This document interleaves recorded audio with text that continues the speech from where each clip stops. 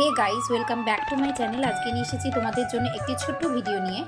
সেটি হচ্ছে আজকে 8ই ফেব্রুয়ারি 2025 শনিবার পড়েছে এবং এই তারিখে পড়েছে ভীম একাদশী। সেই ভীম একাদশীর ব্রত কথা নিয়ে তোমাদের সাথে আজকে আমি আলোচনা করব। তবে শোনো, শ্রী গরুড় পুরাণে মাঘ মাসে শুক্লপক্ষী একাদশী তিথিকে ভৈমী একাদশী নামে অভিহিত করা হয়েছে। পদ্মপুরাণ অনুসারে জ্যৈষ্ঠ মাসে শুক্লপক্ষী একাদশীর নামই পাণ্ডবা নির্জলা বা ভৈমসেনী একাদশী। যুধিষ্ঠির বললেন, হে মহারাজ, মাঘ মাসে শুক্লপক্ষের একাদশী জয়া নামে প্রসিদ্ধ। এই তিথি সর্বপাপ বিনাশিনী, সর্বশ্রেষ্ঠা, প্রবৃত্তাতা, সর্বকাম ও মুক্ত প্রদায়িনী। এই ব্রতের ফলে মানুষ কখনো প্রেতত্ব প্রাপ্তি হয় না। একসময় স্বর্গলোকে একাদশীর নিম্নরূপ উপাখ্যান শোনা যায়। অন্য দেবতারাও বেশ সুখেই ছিলেন। তারা পরাজিত পুষ্প শোভিত নন্দন কাননে অপ্সরাদের সাথে বিহার করতেন। একদিন 50 কোটি অপ্সরা নায়ক দেবরাজ ইন্দ্র স্বেচ্ছায় আনন্দ ভরে তাদের নৃত্য করতে বললেন। নৃত্যের সাথে গন্ধর্বগণ গান করতে লাগলেন। পুষ্পদত্ত চিত্রসেনের পত্নীর নাম মালিনী।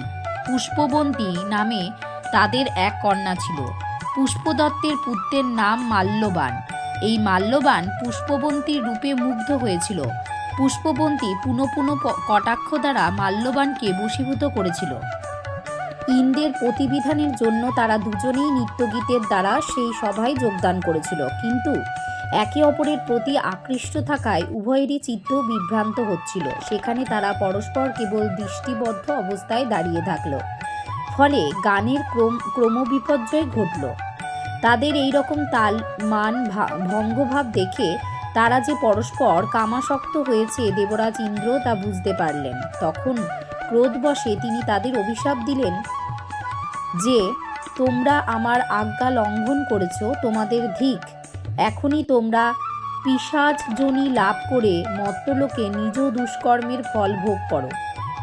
ইন্দ্রের অভিশাপে তারা দুজন দুঃখিত মনে হিমালয় পর্বতে বিচরণ করছিল। পিশাচত্ব প্রাপ্ত হওয়ায় তারা অত্যন্ত দুঃখ ভোগ করতে লাগলো। হিমালয়ের প্রচণ্ড শীতে কাতর হয়ে নিজেদের পূর্ব পরিচয় বিস্মৃত হলো। এইভাবে অতি কষ্টে সেখানে দিন যাপন করতে লাগলো।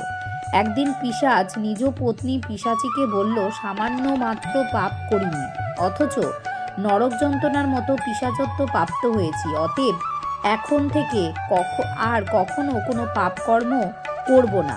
এইভাবে চিন্তা করে তারা সেই পর্বতে মৃতপ্রায় বাস করতে লাগলো। মাল্যবান ও পুষ্পবন্তীর পূর্ব কোনো পুণ্যবশত সেই সময় মাঘী শুক্লপক্ষিয়া জয়া একাদশী তিথি উপস্থিত হলো। তারা একটি অশ্বত্থ বৃক্ষতলে আহারে নির্জলা অবস্থায় দিবানিশি যাপন করল। শীতের প্রকোপে অনিদ্রায় রাত্রি অতিবাহিত হলো। পরদিন সূর্যোদয়ে দ্বাদশী তিথি উপস্থিত হলো। জয়া একাদশীর দিন অনাহারে ও রাত্রি জাগরণে তাদের ভক্তির অনুষ্ঠান পালিত হলো। এই ব্রত পালনের ফলে ভগবান বিষ্ণুর কৃপার দ্বারা পিশাচত্ব দূর হলো। তারা দুজনেই তাদের পূর্বরূপ ফিরে পেল। তারপর তারা স্বর্গে ফিরে গেল। দেবরাজ তাদেরকে দেখে অত্যন্ত আশ্চর্য হলেন। তিনি জিজ্ঞাসা করলেন, কোন পূর্ণফলে তোমাদের পিশাচত্ব দূর হলো? আমার অভিশাপ কে তোমাদের মুক্ত করল? মাল্যবান বললেন, হে প্রভু, ভগবান বাসুদেবের কৃপায় জয়া একাদশী ব্রতের পূর্ণ প্রভাবে আমাদের পিশাচত্ব দূর হয়েছে। তাদের কথা শুনে দেবরাজ ইন্দ্র বললেন, হে মাল্যবান, তোমরা এখন থেকে আবার অমৃত পান করো। একাদশী ব্রতে যারা আসক্ত এবং কৃষ্ণভক্তি পরায়ণ তারা আমাদেরও পূজ্য বলে জানবে। এই দেবলোকে তুমি পুষ্পবন্তীর সাথে সুখে বাস করো। হে মহারাজ, এই জয়া ব্রত ব্রহ্মহত্যাজনিত পাপকেও বিনাশ করে। এই ব্রত পালনে সমস্ত প্রকার দানের ফল লাভ হয়। সকল যজ্ঞ ও তীর্থের পুণ্যফল এই একাদশীর প্রভাবে আপনা হতেই লাভ হয়। অবশেষে মহানন্দে অনন্তকাল বৈকুণ্ঠ বাস হয়। এই জয়া একাদশী ব্রত কথা পাঠ ও শ্রবণে অগ্নিষ্টম যজ্ঞের ফল পাওয়া যায়। ধন্যবাদ।